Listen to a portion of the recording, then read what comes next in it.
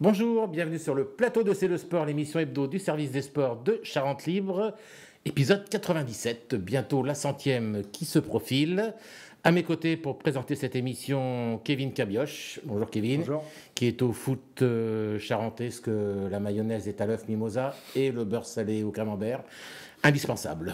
On va parler foot effectivement avec notre invité de la semaine, Laurent Fouillet. Bonjour Laurent. Bonjour messieurs. Président du Stade Ruffécois qui accueille l'ACFC samedi pour le compte du 5e tour de la Coupe de France. C'est une des 5 rencontres qui met en lice des clubs charentais ce week-end. Ce sera évidemment le premier chapitre de l'interview. Le jingle.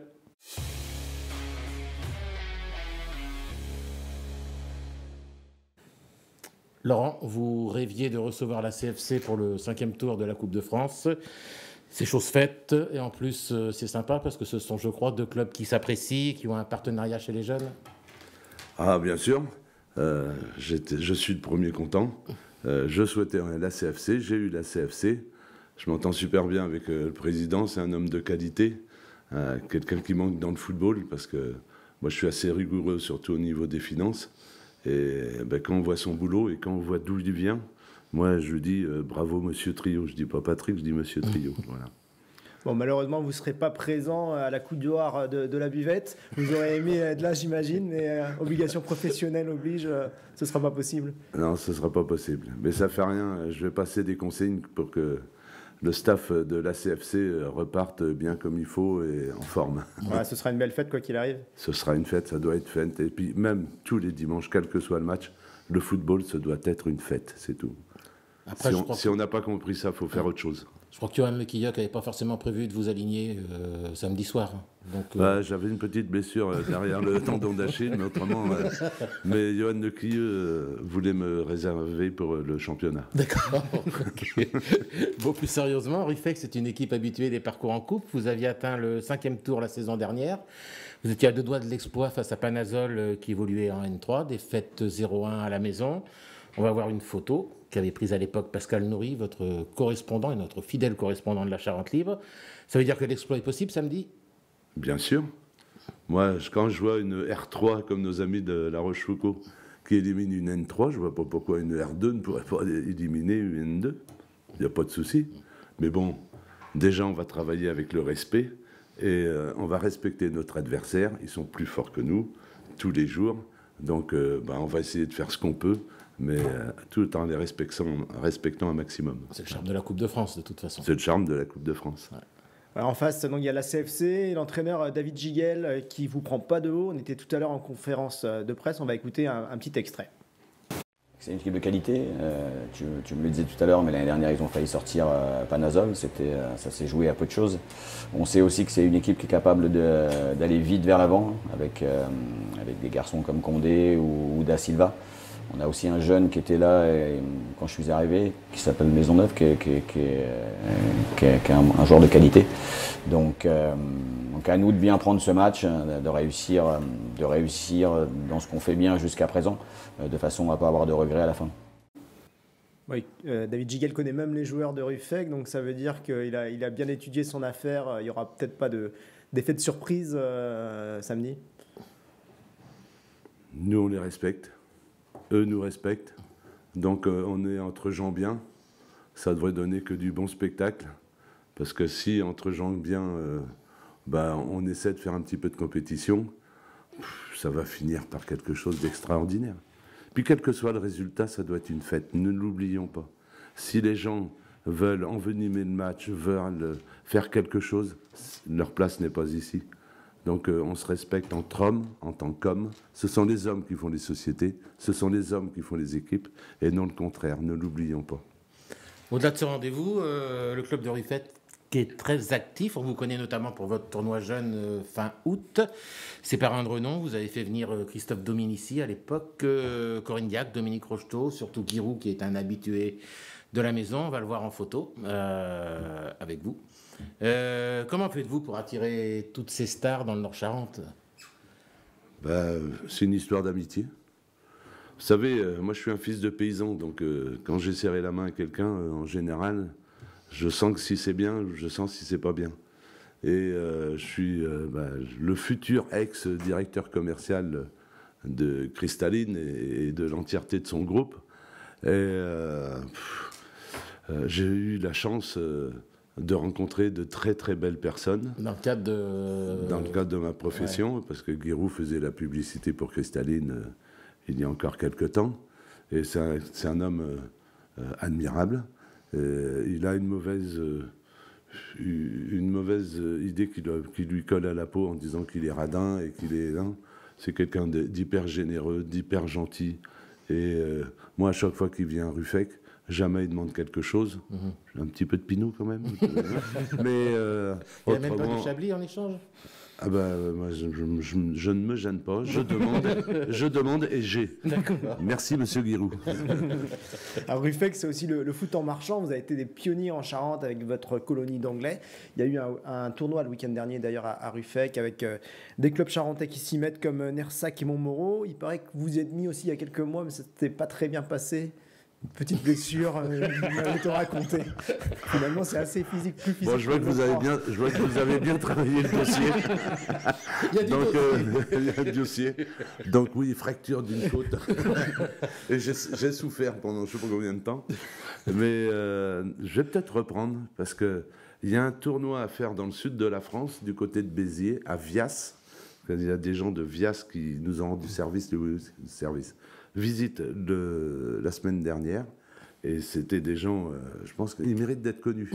Ce sont les derniers qui ont quitté le manège carré dimanche, et je pense qu'on va aller chez eux, oui, ça va être sympa. Ça mérite un match retour. Ça mérite un match retour. Ouais, puis c'est une pratique qui est sympa, on peut jouer jusqu'à 70 ans sans problème. Oui, puis on peut même commencer plus tôt. On peut même commencer plus tôt, mais il suffit de jouer. Ça vient des Anglais, d'un médecin anglais qui a dit « mais faites du sport, marchez, faites du foot en marchant ». Et puis toc, kilt, c'est venu, c'est arrivé. Alors j'ai une chance énorme à Ruffec, c'est que le foot en marchant est géré par mon fils, Pierre, qui a vécu 7 ans à Londres. Bon, tout le monde sait qu'il est revenu avec une Anglaise, et maintenant j'ai une petite fille franco-anglaise. Mais il faut quelqu'un de parfaitement bilingue pour gérer ces gens-là, parce qu'il y a beaucoup, beaucoup d'anglais, mais ça se passe merveilleusement bien. Et comme mon fils a un petit peu les mêmes idées que le père, c'est-à-dire qu'on trouve ça complètement couillon d'aller jouer à La Rochelle ou à 200 ou 300 km, et il vaut mieux peut-être créer d'autres équipes à côté de chez nous. Et là, Nersac, bravo, il y avait Patrick Frugier sur le terrain le week-end dernier. C'était un vrai bonheur. Il y avait des gens de Montmoreau, et plus on aura de clubs à côté de chez nous, à chaque fois qu'il y a des présidents, soit de Confolens, soit de Roumazières ou d'ailleurs, et je leur dis, mais allez-y, qu'on fasse un championnat charentais de foot en marchant. Alors, votre joueur, Augustin Audouin, a réalisé la saison dernière, un documentaire baptisé Amateur sur l'équipe de Ruffec. Ça retranscrit bien les valeurs du club, je trouve. On va regarder un extrait où le capitaine Quentin Frugier parle de son coéquipier Quentin Huvelin, qui tente de concilier sa passion pour le foot et pour le club avec son métier d'éleveur. Il n'a jamais lâché sa ferme, son entreprise et sa passion. Et puis en fait, d'un autre côté, il n'a jamais lâché le football et la famille du Stade Ruffecquois. Je le remercie pour ce qu'il fait, parce que combien de fois on le voit arriver le vendredi soir à l'entraînement, il est encore en tenue de travail. Il vient de sortir de sa traite de chèvre, il est cané, on le voit, il est fatigué, mais il vient là pour progresser, pour travailler, pour être avec nous, pour partager des bons moments. Donc on peut être qu'admiratif de son statut et de l'homme qu'il est en fait, vraiment. Alors ce documentaire, il a franchi la barre des 100 000 vues sur YouTube, c'est un vrai coup de projecteur sur le club et ça montre bien les valeurs qu'il y a. Déjà un grand coup de chapeau à Augustin, parce que c'est fabuleux ce qu'il a fait. Et puis, moi, je peux vous dire, tout à l'heure, je vous ai dit que c'était les hommes qui faisaient la société. C'est le parfait exemple. Et c'est comme dans la vie de tous les jours. Il y en a qui veulent être, mettons, président de ceci ou président de cela. Moi, je ne suis pas président du Stade Ruffecquois parce que j'avais envie d'être président. Je suis président par accident parce que le club était en cessation de paiement et puis que j'avais un fils qui jouait au foot. Et bien, comme mon fils joue au foot, il voulait continuer à jouer au foot, il fallait bien qu'il y ait un papa qui s'occupe du club.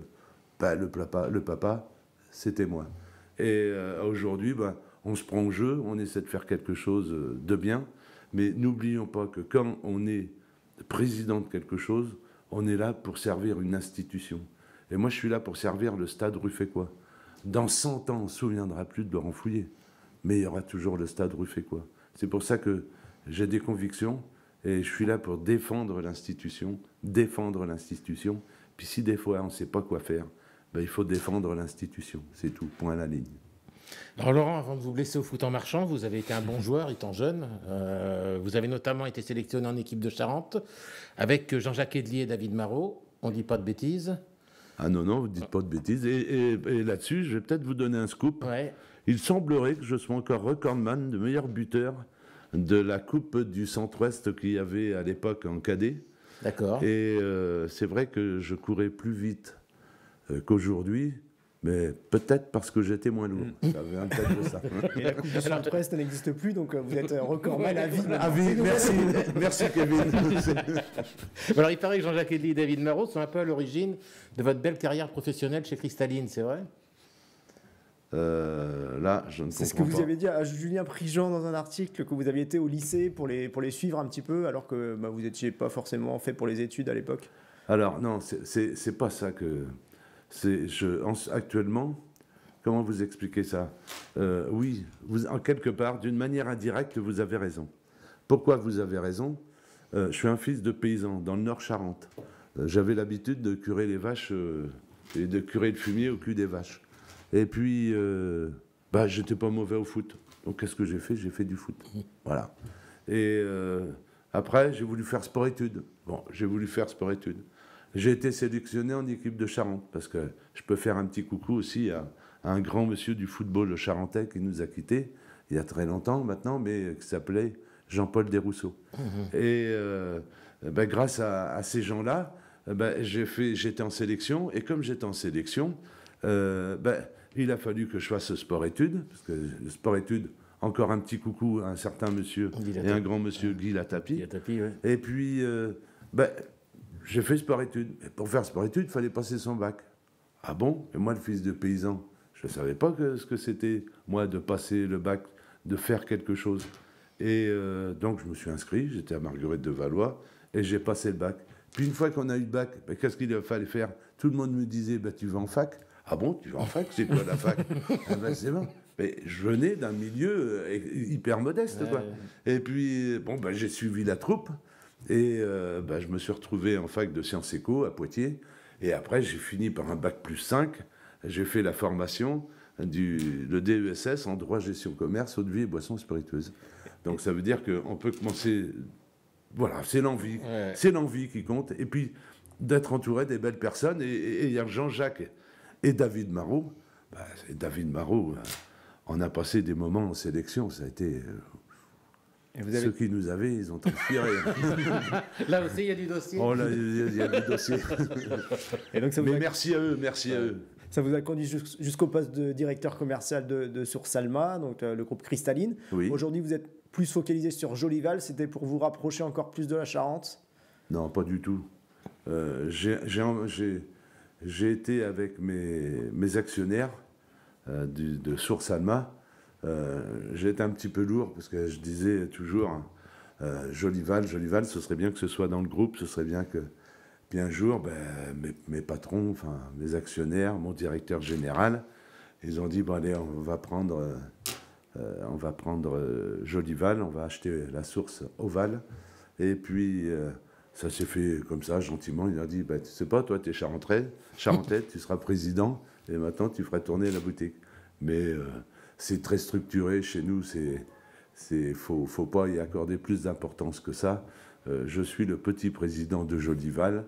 J'ai des gens qui y travaillent, ça fait 10 ans, 20 ans, 30 ans, 40 ans qu'il y a des salariés qui travaillent dans cette boutique. Je les félicite et je leur dis un grand bravo. Et puis, c'est un produit local.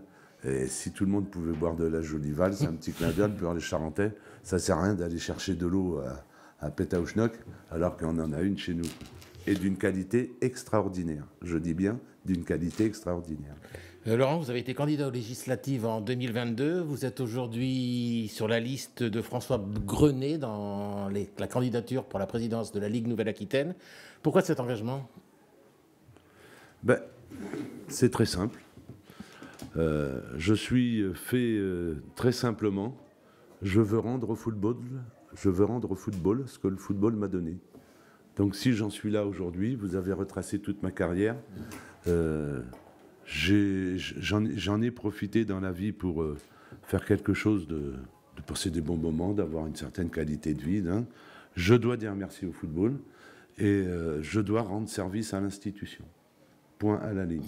Et quand tout à l'heure vous me parliez de mon joueur de foot qui était un paysan et qui, celui-là on doit l'aider. Parce que des fois, c'est pas toujours facile. On l'a aidé, on a fait pas mal de choses des fois pour lui et lui nous aide d'une manière extraordinaire. Donc c'est une histoire d'homme. Quand j'ai rencontré François Grenet, j'étais convaincu tout de suite que c'était quelqu'un qui avait de la valeur. Je vous ai dit, quand je serre les mains de quelqu'un, je sens que c'est bien. Et faut pas oublier que ce sont les hommes qui font les sociétés, non pas les sociétés qui font les hommes. Ça, c'est toujours mes mêmes mots. Je le mets en application. Je suis parti normalement pour être trésorier avec François Grenet. Donc François Grenet, on a vu que sur la liste, il y avait beaucoup de footeux, donc des gens qui maîtrisent le sujet. Et moi, je vais essayer de maîtriser les finances. Parce qu'il y a beaucoup trop de gens dans le football, et il y a des gens qui se présentent aussi, là, et qui étaient dans le football aussi. Hein. On les a pas entendus. Hein. Aujourd'hui, Bordeaux, c'est où? Aujourd'hui, Niort, c'est où? Et c'est quand même des gens qui ont géré le football régional. Qu'est-ce qui s'est passé? Pourquoi il y a des trous dans la raquette? Pourquoi on n'a plus de club professionnel? Pourquoi un gamin aujourd'hui en Charente, c'est-à-dire qu'il est en Nouvelle-Aquitaine, il a le droit de rêver. Moi, j'ai rêvé quand j'ai fait sport-études dans ma jeunesse. J'ai rêvé d'être footballeur professionnel. Pourquoi un gamin qui est né en Nouvelle-Aquitaine aujourd'hui, il ne peut pas aspirer à aller voir un club professionnel où il ne peut pas aller dans un centre de formation? Pourquoi lui, il n'a pas le droit? Donnez-moi le nom du centre de formation qu'il y a pour former les gamins aujourd'hui dans la région Nouvelle-Aquitaine. Il y en a combien? Il y a Pau peut-être, mais... Pau n'a pas de centre. Zéro. Voilà, zéro. Si on met à aujourd'hui des gens qui ont cautionné ceux qui ont fait des conneries à Bordeaux et à Niort, vous savez pas, hein. Vaut mieux aller à la pêche et puis, comment on dira? On ira casser la côte, on mettra un bon camembert. Et on s'appuiera sur la coude. Voilà. Alors avant d'aller à la pêche, il y aura beaucoup de matchs de foot ce week-end. On va regarder le programme des Charentais en Coupe de France. Donc bien sûr, Ruffec à CFC, ce sera à 19h samedi. À 20h, La Roche-Rivière qui accueille Beaumont-Saint-Cyr. Alors on peut, pour les supporters de La Roche-Rivière, on peut peut-être aller voir la première mi-temps à Ruffec et vite fait se rendre à La Rochefoucauld. Il y a Bressuire-Jarnac également samedi soir. Dimanche, La Couronne jouera à domicile contre Marmande et Niort-Saint-Liguerre recevra Linard. Combien de clubs qualifiés au prochain tour? Un petit pronostic? Au moins un. C'est sûr. Ta question, c'était combien de clubs charentais? Oui. C'est ça. Bon, au moins un. Ça, c'est sûr. Bonne réponse. Non, mais j'espère qu'il y en aura d'autres. Hein. Moi, allez, s'il y en avait 5, ce serait bien. Hein. Ah oui. On prend. Le football charentais en a besoin. Ouais, complètement. Bon, puisqu'on est aux questions-réponses, on va faire notre petit jeu habituel, Laurent, le question pour un Charentais. On va vous tester. On envoie le jingle.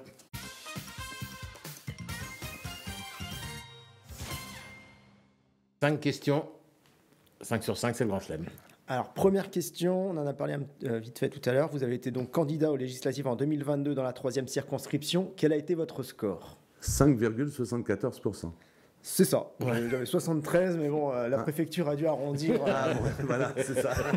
Au chiffre le plus bas. Bon, parfait. Deuxième question. Avec quel club Ruffec a fusionné lors des saisons 1970 à 1972? Avec la ZAC. Ouais. C'est ça. Donc c'était en D3, c'est ça? C'était l'équipe avec l'équipe B de la... En gros, c'était l'équipe B L'équipe B, c'était une fusion entre Angoulême et Ruffec. Donc vous voyez que les relations entre Ruffec et... J'allais vous dire, c'est une vraie cousinade. Et Angoulême, oui, ça date pas d'aujourd'hui. J'y suis pour rien. Je n'ai fait que prendre le relais. Hein. Allez, 2 sur 2. 2 sur 2. Troisième question. En 1957 et 1959, le Stade Ruffeckois a atteint quel tour de la Coupe de France? 32e de finale contre Sochaux. C'est ça. Parfait. Bravo. Quel talent. On va voir s'il est aussi bon sur la 4e question. Alors, toutes les semaines, on décerne dans cette émission l'étoile de la semaine à un joueur de foot charentais. Combien de joueurs de Ruffec l'ont obtenu la saison passée? Aucune idée. Vous savez pas? Non. C'était 4. Il y avait Vincent da Silva, Tanguy Lafrechou, le gardien, et les frères Mathias et Samuel Grondin. On avait remis une étoile commune. Voilà, une demi-étoile chacun, on va dire. Mais 4 lauréats. C'est une petite faute. On en est à 3 sur 4. Et alors, la dernière question. Ouais, on va terminer par un petit test de goût et de gourmet, puisque, on l'a dit, vous avez travaillé, et vous travaillez toujours, chez le groupe Cristalline. Donc, on vous propose 3 verres. Il va falloir retrouver la cristalline parmi ces 3 verres. Vous pouvez goûter. Alors déjà, c'est impossible de trouver le goût de la cristalline. Parce qu'il y a il y a plus d'une vingtaine de sources en France. Et toutes les 20 sources n'ont pas toutes le même goût. D'accord. Voilà. Donc ça, c'est impossible. Mais si... et puis après, si c'est passé si c'est de l'eau du robinet, et si c'est passé au filtre, ou si c'est pas fait... on a quand même pris 3 eaux assez distinctes. Allez, je vais jouer le jeu.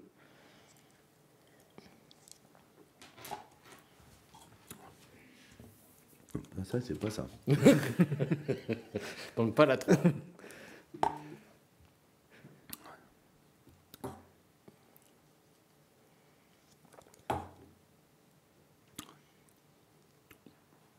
Bon, une des deux, là.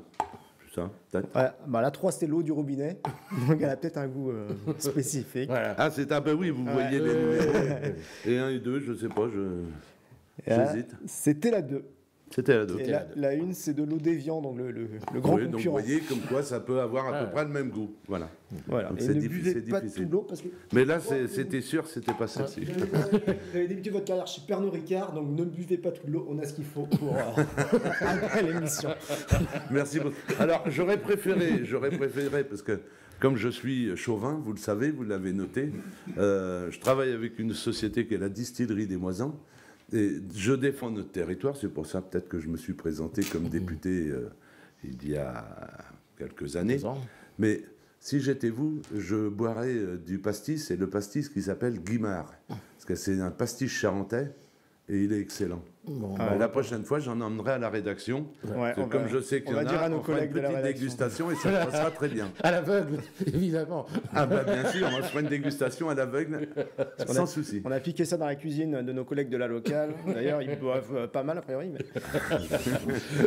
on leur dira. Pour le Guimard, c'est ça, on passera le mot à la direction. Évidemment. On va et d'ailleurs, si vous le souhaitez, je vous invite à la distillerie des Moisans. Et comme ça, on pourrait peut-être même faire une petite émission là-bas. Et je suis sûr qu'ils sont tellement sympas qu'ils nous ouvriront leurs portes sans souci. Ah ben, le message est passé. On retient. Bon, merci Laurent. On enchaîne avec la rubrique suivante de cette émission, les étoiles du foot. Notre partenaire J.L. Bro, spécialiste de la nutrition sportive.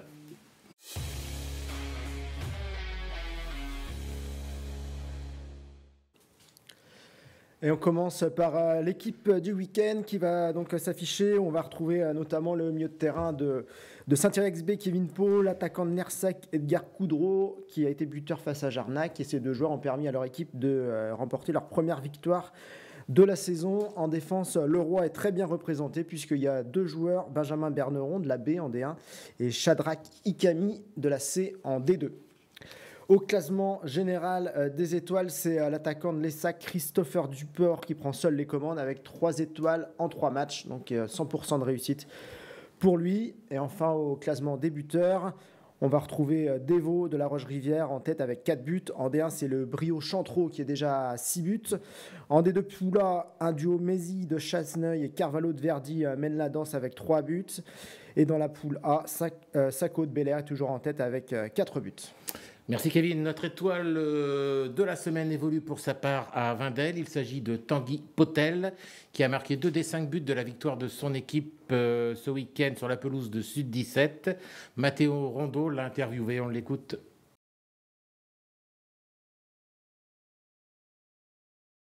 Ouais, match important. On se déplaçait à Sud 17.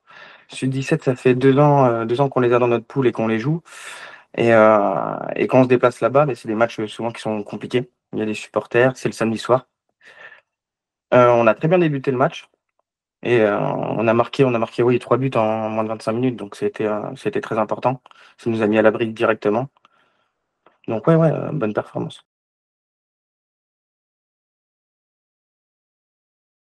Ouais, j'ai commencé le foot à Vindel. Ce qu'il faut savoir, c'est que mon père est président du club. Donc j'ai eu la chance un petit peu de baigner depuis que je suis tout petit dans le club. Il y a eu Thierry Mornay qui nous a pris en fait, de débutant jusqu'à senior. C'est encore notre coach aujourd'hui. Donc il a tout construit, il a construit cette équipe pour nous emmener de deuxième division à R3. Donc on a toujours eu un groupe de copains et c'est un petit peu le mot d'ordre du club.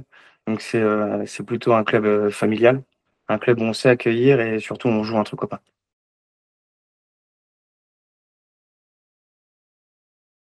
C'est un très bon début. Alors le mot d'ordre aussi cette année, c'est de faire monter la baie. Donc nous, il faut engranger le maximum de points pour se mettre à l'abri et renforcer au maximum pour faire le nécessaire pour monter en deuxième division. Tanguy Potel, donc, qui gagne un bon d'achat de 30 € chez notre partenaire JL Bro. Place à l'instant rematch avec Stadium La Couronne.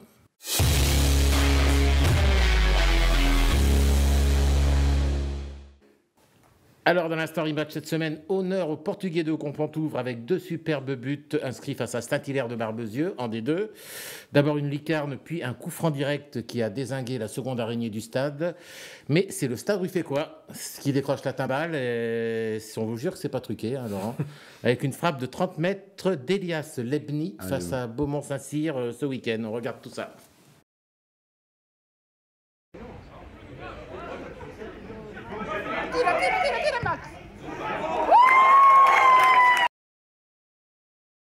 Plaisante. Non mais c'est...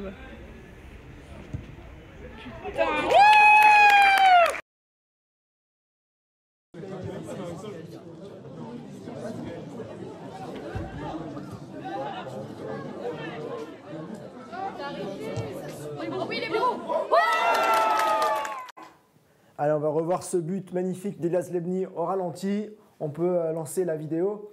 Donc un premier ballon très long, la défense qui se dégage de la tête. Ici, on peut voir que l'adversaire est quand même beaucoup plus grand qu'Elias Lebni, mais il va avec beaucoup de générosité. Il va gagner ce ballon de la poitrine. Tout de suite, le coup d'œil, il voit que le gardien est légèrement avancé.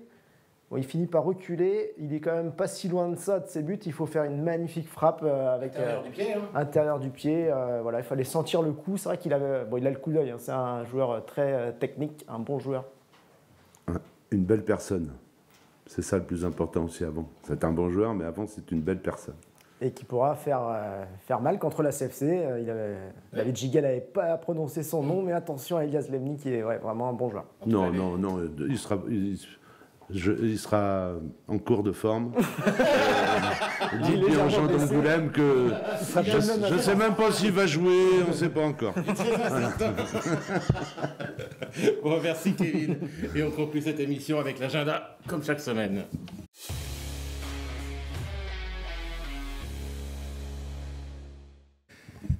Week-end chargé, donc on a vu le programme de foot tout à l'heure avec le 5e tour de la Coupe de France. Également ce week-end au programme du hand, de la course à pied avec les 10 km de Cognac dimanche matin, organisé de main de maître par Tatiana Leite da Silva, Thierry Guibaud et toute leur équipe. Et il y a bien sûr du rugby avec le retour de la Pro D2 dès vendredi soir à Chanzy. Après un week-end de trêve, le SA15 Impérial à l'extérieur va tenter de décrocher son premier succès à domicile face à Provence Rugby, vendredi 19h30. On a évoqué le sujet jeudi en conférence de presse avec Tanguy Kerdrin. On l'écoute. En gros, je ne suis pas très inquiet pour ça. Si chacun respecte sa tâche, prend du plaisir à se connecter à l'autre, qui prennent du plaisir d'abord les mecs, vous en parlerez à Georges derrière, mais le rugby c'est d'abord prendre du plaisir à jouer, ça reste un jeu, et qui passe par un engagement maximal, et donc le combat, parce qu'on ne fait pas ce sport-là si on n'aime pas ça. On a envie d'offrir ça à Chanzy demain, au peuple violet, et on espère une communion à la fin du match. Voilà.